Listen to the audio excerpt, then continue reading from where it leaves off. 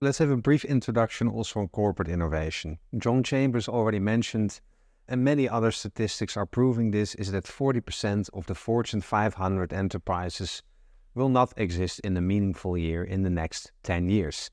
It's quite a bold statement, but actually the statistics are proving this. And if you look at the Fortune 100 list of 15 years ago, you can definitely see a different list than the one that we have now.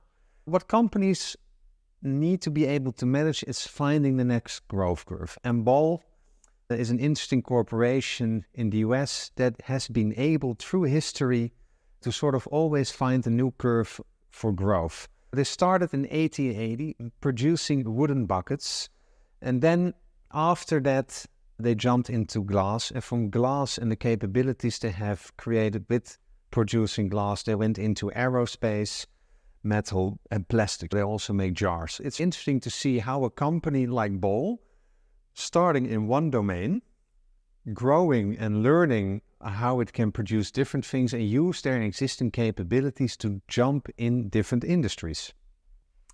Ball basically is able to compete simultaneously in mature and emerging markets and evolve as technologies and markets change. That's a big accomplishment.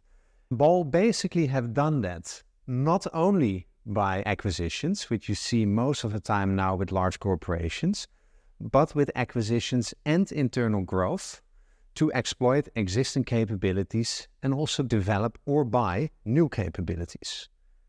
Now, if you want to understand in what type of market your company is operating, it's helpful to understand the necessary warning signs: changing customer habits, declining customer loyalty, or more venture investments in your industry, or a pressure on profit margins, or a lot of new companies entering in your market. All these different types of early warning signs can indicate if your company can be disrupted, if you don't react, or actually if there are disruptive opportunities.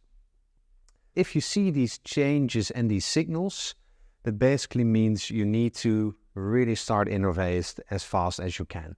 How we do that is you want to reposition the core business, and we want to focus at the same time on creating future growth initiatives, which can be on a longer time horizon. But at the same time, by repositioning the core and creating new future opportunities, we need to use the unique assets the company has. Because one advantage a large company has over young companies is that the large company has already assets. They have technologies, people, R&D, brands. So it's extremely important to leverage, of course, the assets to jump into new markets.